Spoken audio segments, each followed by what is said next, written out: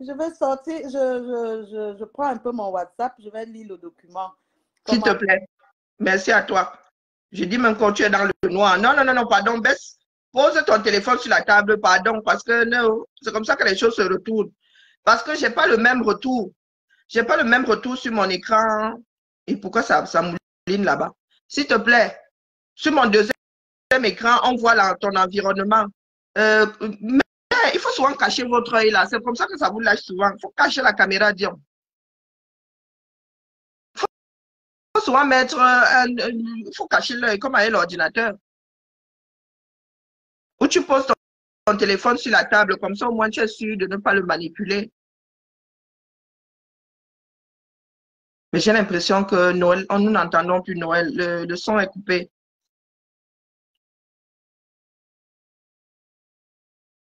Il est important pour nous, on dit que nul n'est censé ignorer la loi. Et moi, je pense que c'est important, hormis le côté Congossa, il est important que nos législateurs viennent expliquer à ceux qui comptent poser un certain nombre liés à l'état civil au Cameroun de savoir à quoi s'en tenir. Parce que beaucoup d'entre nous là n'avons pas vécu. Tu peux, si tu n'arrives plus, parce que nous ne t'entendons plus Noël, tu peux sortir et revenir, s'il te plaît. Ah, le micro était coupé, je viens de voir. Ah, ok, d'accord. Merci beaucoup. Je ne sais pas pourquoi quand je vais sur WhatsApp, ça coupe le micro tout seul. J'essaie encore de repartir sur WhatsApp. Ah mince. Sur le même téléphone. Ah, c'est chaud, hein.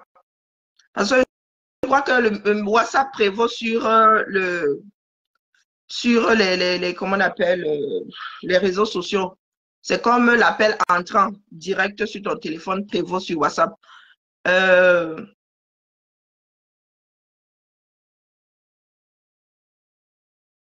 Ce n'est pas une histoire de légalité par rapport à l'Europe.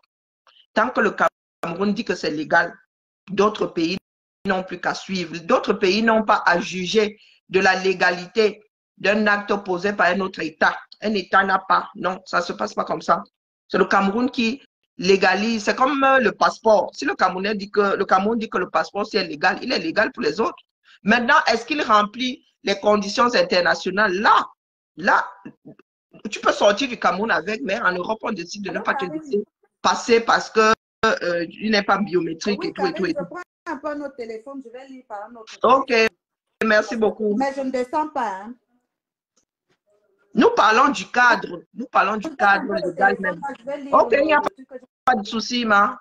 Nous parlons du cadre légal par rapport au Cameroun même d'abord. C'est de ça que nous parlons. Nous ne parlons même pas par rapport à l'Europe. Parce que quand tu arrives avec ton acte de mariage ici, les gars, ils ne jugent pas comment ça s'est passé là-bas. Est-ce qu'on t'a appuyé pour dire oui? Parce que vous savez que le consentement est primordial. Lorsque tu te maries, à l'état civil, là, le consentement doit être clair, audible par tout le monde. Donc, même si on t'a appuyé là-bas, même si on t'a serré le cou comme ça que va te marier, ben, on ne veut pas savoir. Le Cameroun a dit que tu t'es marié dans le cadre de la loi. Tu viens seulement, tu apportes le papier là ici. S'il est dans une autre langue, tu fais traduire. Coucou Maluise. Je peux lire, Karine. Allô, Karine, je peux lire? Oui, oui. Ok. Même comme le téléphone là est un peu fissuré, mais je vais me battre à lire. C'est pour ça que je ne voulais pas trop prendre ça. Dans mon WhatsApp, je vois mieux. On dit ici, la cérémonie de la dot doit être signalée au centre d'état civil avant son déroulement. Les époux doivent récupérer une attestation de dot au centre d'état civil. L'attestation doit être signée par les chefs des deux familles, les deux époux et les témoins. Elle doit être remise au centre d'état civil pour validation. L'attestation ne figure pas dans la publication. L'attestation ne figure pas dans l'attestation des banques, dans la publication des banques, car le mariage coutumier est considéré comme un acte de préparation au mariage devant l'état civil. Tu as bien suivi là? Je relis un peu. L'attestation ne figure pas dans la publication des banques car le mariage coutumier est considéré comme un acte de préparation au mariage devant l'état civil. Okay. Donc, il ne veut pas dire que le mariage qu'ils ont fait est déjà actualisé à l'état civil, qui veut dire que c'est considéré comme un acte, mais ce n'est pas un acte. Oui, c'est considéré comme la publication des banques. Non, on dit que ce n'est pas considéré. Répète un peu, s'il te plaît. Attends, je relis la phrase. Donc, c'est un document que Canal 2 a publié, Okay. que ma soeur m'a envoyé. Donc, elle dit, l'attestation ne figure pas dans la publication des banques car le mariage coutumier est considéré comme un acte de préparation au mariage devant l'état civil. Tu as compris? Il y a nuance. Je voulais bien te transférer ce message hier et transférer aussi à Bertrand. Oui, c'est un acte qui accompagne, comme ça a toujours été. Voilà. Donc, ça reste comme ça a toujours été. Bon, je continue. Ce n'est pas fini, mais là est d'abord très important. Et maintenant, je continue. Un registre de dot sera ouvert dans tous les centres d'état civil pour enregistrer les mariés. La position au mariage coutumier doit se faire le jour de la dot si elle est faite avant ou après. Ici un peu coupé. Si elle est faite devant ou après, n'est pas prise en considération. Si elle est faite...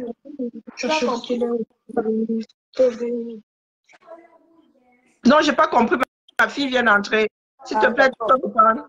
Oui. On dit l'opposition au mariage coutumier doit se faire le jour de la dot. Si elle n'a pas été faite avant ou après, elle n'est pas prise en considération. Donc, s'il n'y a pas eu opposition, le jour de la dot, le jour de la dot ou avant, comme les publications de banque, tu te tais à jamais. Tu te tais à jamais. Bon, je continue. Le régime de communauté de biens n'est pas défini pour le mariage coutumier car il est considéré comme un acte de préparation au mariage devant l'état civil. Tu as compris? Voilà ce que le document dit. Donc, nous, on analyse dans un autre sens. Moi, je comprends. Ben oui, c'est pour ça qu'il faut trouver le texte, le texte de loi. Je vais t'envoyer. Elle est, quand la transcription, ça veut dire que tu te maries. Là où ils se sont, il y a eu la dot. Oui. Il y aura transcription à l'état civil, c'est pas vrai? Non, il n'y aura pas de transcription. C'est que la dot est devenue, on officialise la dot.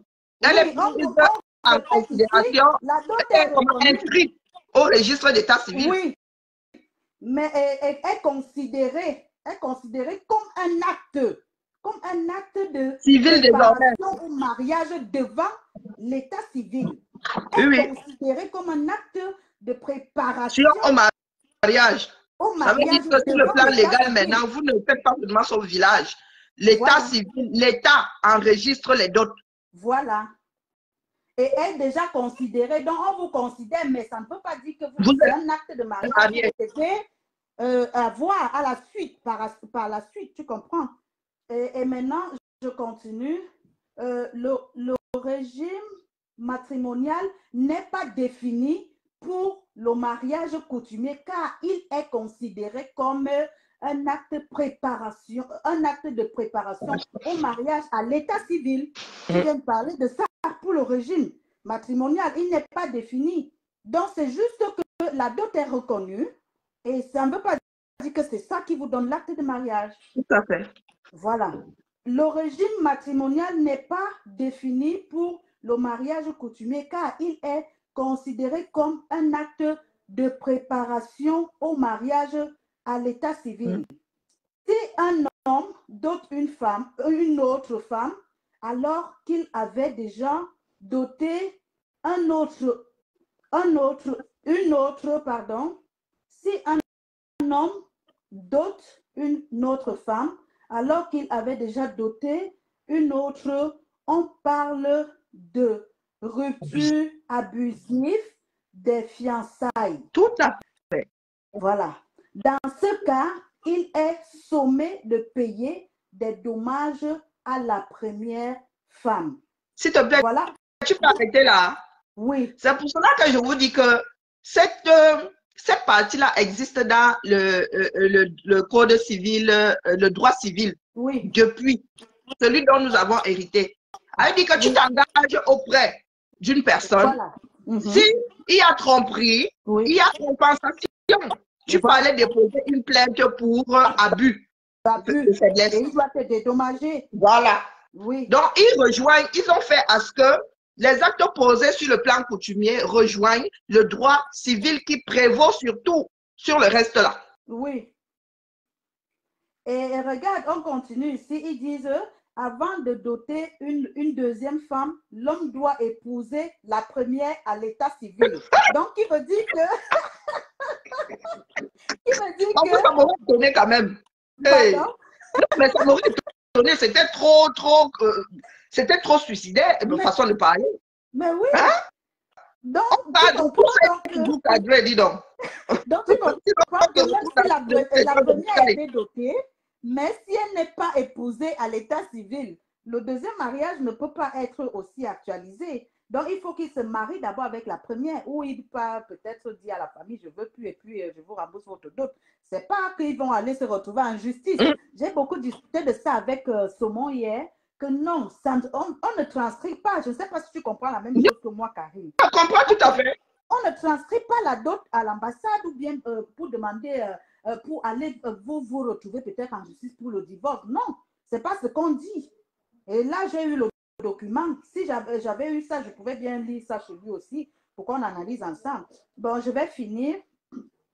On dit aussi ici, si une femme se fait doter une deuxième fois par un autre homme, on parle de rupture abusive des fiançailles. Dans ce cas, elle est sommée de payer des dommages à la première personne qui l'a dotée. Voilà. Donc, voilà. Elle est aussi sommée comme l'homme. Oui, c'est un engagement. De rembourser. Mais et je pense avoir dit que c'est considéré comme des fiançailles, c'est officialisé. Comment dire? Rendre officielle la dot. Elle dit que c'est un engagement. Et ça fait partie des fiançailles. Ce sont des fiançailles traditionnelles, quoi. Voilà. Parce que les fiançailles dont nous parlons là, c'est sur le plan, ce sont les fiançailles qui vont avec le mariage civil. Mais là, aujourd'hui, ils ont décidé de considérer la dot comme des fiançailles. Donc, si tu veux rompre ça, c'est cadré. Voilà. Si tu veux rompre ça comme un bonjour, c'est cadré. Non, c'est cadré. Parce qu'avant, il y avait les femmes qui prenaient 2 dots, 3 dots. Elles s'en foutaient. Des parents qui prenaient, ce sont les parents qui reçoivent la dot. C'est la fille qui avait nuance chez moi. Parce que là, je dis, je vais un peu essayer de lire ça avec quelqu'un ou bien transférer à Karine qui sait bien décrire. Non, c'est clair, c'est clair. Donc, comme ça, moi qui ne comprends pas l'explication du français, parce que moi, je ne suis pas allée très loin devant. C'est simple, c'est simplement écrit. Voilà, je lis quand même et je comprends. Ils n'ont même pas compliqué. On ne parle pas de l'acte de mariage ici, on ne fait que répéter que c'est prise comme un engagement, mais c'est pas que on vous dit que vous êtes marié. On demande de déclarer ça à la commune, que ça reste dans les registres de la commune, reconnu. Que oui, le monsieur t'avait doté, oui, la femme c'était, elle avait accepté la dot de tel monsieur, mais on dit bien que ça ne veut pas dire que c'est un engagement pris à l'état civil, que c'est un acte de mariage. On l'écrit bien ici dans le dossier. Donc, ce n'est pas transcrit, le mariage coutumier n'est pas transcrit sur le registre d'état civil. Vous devez encore aller vous marier devant monsieur le maire. Effectivement, c'est bien écrit, c'est bien mentionné ici. Vous devez encore aller vous marier devant Voilà. monsieur le maire. Et c'est ce que j'ai dit absolument hier, que ma cousine qui est à la mairie de Tinga, je l'ai appelée à l'instant quand on avait le débat, je suis sortie du direct, je lui ai dit, je te reviens. Et elle m'a pris, elle me dit, non, c'est une nouvelle loi qu'on Oui. vient de sortir. C'est que les deux prennent l'engagement de se mettre ensemble et la femme accepte la dot. Si elle rompt, elle Elle rembourse. Et si le rembourse, monsieur voilà, ça rompt crée moins de aussi, il problèmes rembourse. entre les familles. Voilà, les deux familles, c'est un engagement, mais ça ne veut pas dire que ça te fait un acte de mariage. Voilà. C'est le débat qu'on a, donc ça ne veut pas Partagez dire le direct, dis donc, même si vous ne m'aimez pas. Elle dit que non, il faut juste déclarer, on déclare à la mairie, on déclare la dot. Oui. On déclare, après avoir vous marié, vous déclarez la dot à la mairie. Ça reste dans les registres, mais ça ne veut pas dire que après vous devez faire un suivi pour l'acte de mariage. Non. Ils ont légalisé la dot. Ils ont légalisé la dot. Que si l'homme part peut-être et qu'il avait les biens, la femme au moins est reconnue qu'on l'avait dotée. Elle pourra avoir quelque chose là-bas. Comme avant, c'était tu fais 50 ans, si l'homme ne t'a pas fait le papier. Oui, on ne rompt plus abusivement voilà, les engagements. On te fout à la porte. La famille te fout à la porte. Ça ne sera plus comme ça. Donc, si l'homme s'est arrêté au niveau de la dot, tu auras quelque chose. Tu es reconnu. Oui, oui. Mais s'il ce veut n'est te pas marier à une autre, non mais c'est pas un acte de mariage. Oui, si c'est l'homme qui rompt abusivement, il y a des dédommagements. Oui. Et si c'est la femme aussi qui rompt abusivement, il y a des dédommagements. Voilà.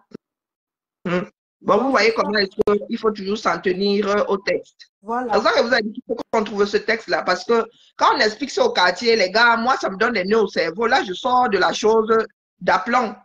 C'est clair dans ma tête.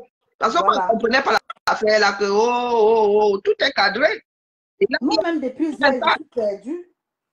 Je dis, mais c'est quoi ça avant d'avoir le document? Elle m'a dit, là, non, elle s'est juste engagée officiellement. Elle pourra avoir une compensation comme une dame qui écrit là, Victorine, oui. Elle pourra avoir une compensation au cas où si